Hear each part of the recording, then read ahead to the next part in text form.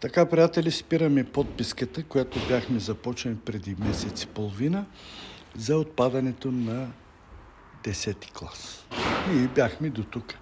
Няма желание, няма желаещи да се подписват и просто няма защо да занимаваме властта с тия дипломи. Това означава, хората са доволни, искат така да остане и ние ще се съобразим с хорското мнение.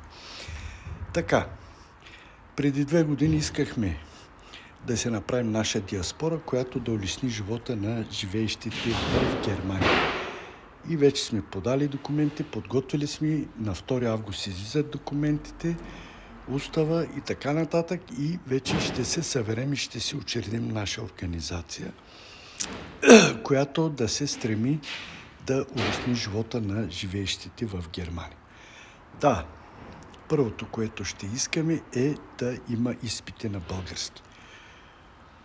Тези, които живеят в Германия, да се вдигнат категориите за C+E или D категория, да не се отписват от тук, да ходят в България, а тук в Германия едновременно да работи, едновременно и да си кара курса.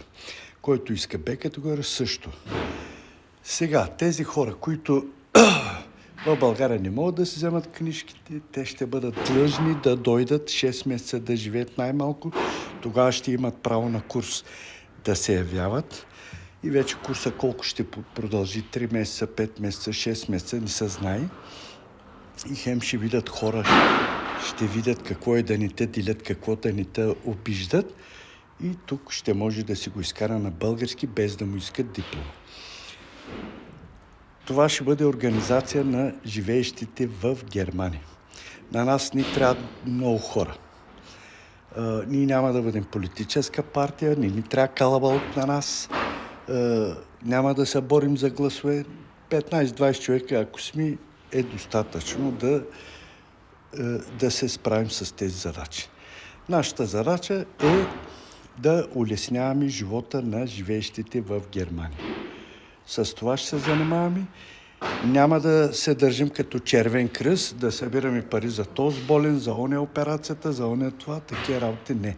Ние само ще се занимаваме с да се развиват хората и да живеят по-добре в Германия. Така, който иска да присъства лично на събранието, нека да ми пише налично, да си пусне телефона. Събранието ще бъде в Хале зале, това е близо до Лайпциг, и ще бъде неделя. Или на 6-ти неделя, или следващата седмица неделя, за да пасне на хората. През деня ще бъде, за да могат хората и да се приберат в къщи.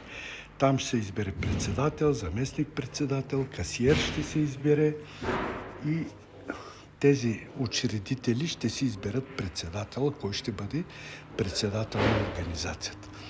И там влизаме хора, които искаме да се подобри престоя на живеещите в Германия наши сънародници.